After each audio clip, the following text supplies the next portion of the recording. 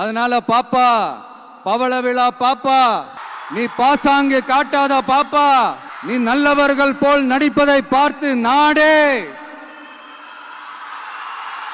பாப்பான்னு சொன்னோம். ஆட்சியில் இருக்கிறவங்களுக்கு நம்ம மேல ஒரு ஆத்திரம் வரத்தானே செய்யும்.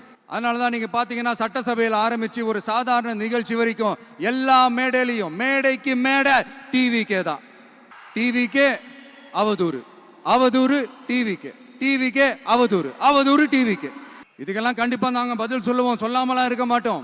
இப்ப கூட கரூரை பத்தி பேசுவேன்னு எதிர்பார்த்திருப்பாங்க, அதை நான் கொஞ்சம் அப்புறமா பேசுறேன். பட் இப்போ நம்மளுடைய விஷன் என்னன்னு சொல்லணும்னு நான் கொஞ்சம் ஆசைப்படுறேன். அப்புறம் ஒரு அதிசயம், அது என்னப்பா அது, தற்குறியா? நம்ம டிவிக்கு சப்போர்ட் பண்ற கோடிக்கணக்கான லட்சக்கணக்கான மக்கள், நம்மளுடைய நண்பா நண்பிகள், நம்மளுடைய ஜென்சி கிட்ஸ் எல்லாரையும் தற்குறிகள்னு சொல்லி வாங்கி கட்டிக்கிட்டு இப்போ அவங்களாம் தற்குறி எல்லாம் கிடையாது, அப்படி எல்லாம் அவங்கள கூப்பிடாதீங்க. மக்கள் எல்லாரும் உங்களுக்கு தற்குறிகளா? அதே மக்களோட ஓட்டு வாங்க போற நாம தற்குறிகள்னா அப்ப இவ்வளவு நாள் அதே மக்கள் கிட்ட இருந்தானே நீங்க ஓட்டு வாங்கிட்டு இருந்தீங்க. அப்ப நீங்க அந்த மக்களுக்கு நீங்க காட்டுற மரியாதையும் நன்றியும் இதுதானா?